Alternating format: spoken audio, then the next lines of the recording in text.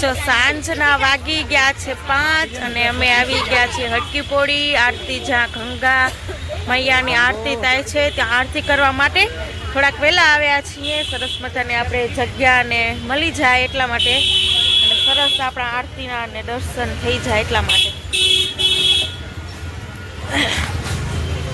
તો તમને હમણાં જ થોડી વારમાં આરતી થવાની છે 6 વાગે. તો આપણે આરતીના અને દર્શન કરશું. થોડું ઘણું તમને ગંગા મૈયાના દર્શનને કરાવી દઉં. તો ચાલો મારી સાથે બધા બનીને રહેજો વિડીયોની અંદર. બહુ બધું ટ્રાફિકને થવા માંડ્યું છે, હમણાં જ આરતી થશે એટલા માટે 6 વાગે.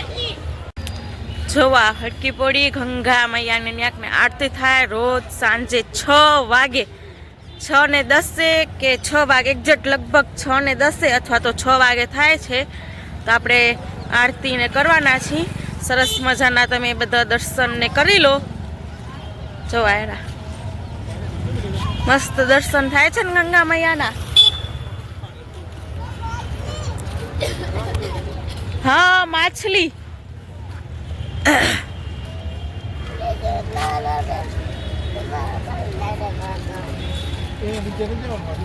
હજી આગળ જાશે નીચે. તો જોવો સાંજનું વ્યૂ છે 5 વાગ્યાનું.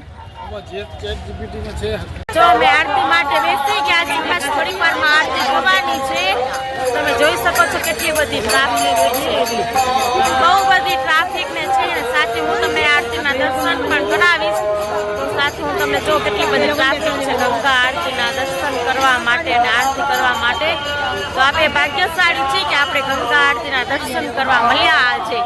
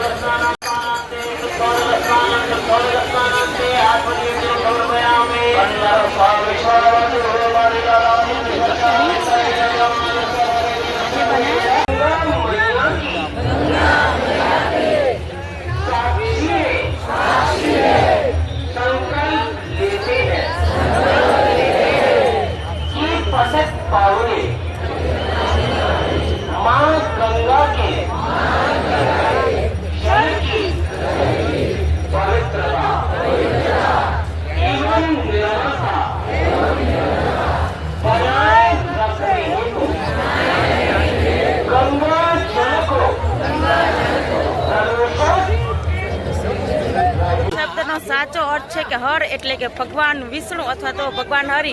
પોળી એટલે જ્ઞાન કે સીડી, પરંતુ લોકો ભાષામાં કેટલાક લોકો હટકી પોળી તરીકે બોલે છે, જે હરકી પોળીનો સ્થાન ઉચ્ચ સ્વરૂપ છે. અહીં ભગવાન વિષ્ણુ હર અને પૃથ્વી પર અવતાર લઈ ગંગા માતાને આશીર્વાદ આપ્યા હતા. અને ભગવાન વિષ્ણુ પગના નિશાન અહીંના એક પથ્થર પર આજે પણ જોવા મળે છે. અને કુંભ મેળા સાથે જોડાણ. હરકી પોળી એક કુંભ મેળો અને અર્ધ કુંભ મેળાનો મુખ્ય ઘાટ છે, જ્યાં કરોડો યાત્રિકો ગંગા સ્નાન માટે આવે છે. સાંજની ગંગા આરતી. રોજ સાંજે ગંગા આરતી દરમિયાન હજારો દીવાઓ પ્રગટાવવામાં આવે છે, જ્યાં જો આખા ઘાટને દિવ્ય પ્રકાશથી ઝળહળ ઉઠે છે. ને આ દૃશ્ય ગંગા આરતી દરમિયાન હજારો દીવાથી ગંગા નદીનો દિવ્ય પ્રકાશથી ઝળહળ ઉઠે છે. અહીં કેટલાક હિન્દુ ધર્મ મુજબ અહીં કરેલા દાન, તપ, જપ, સ્નાન પુણ્યદાયી માનવામાં આવે છે. અને શ્રાદ્ધ અને પિતૃ તર્પણ માટે પણ આ સ્થાન ખાસ મહત્વ ધરાવે છે. અને હિન્દુ ધર્મમાં આ સ્થળને મોક્ષ ગંગા ઘાટ તરીકે માનવામાં આવે છે. અને સાથે અમે લોકો પણ પહોંચ્યા છે હટકી પોળી. તો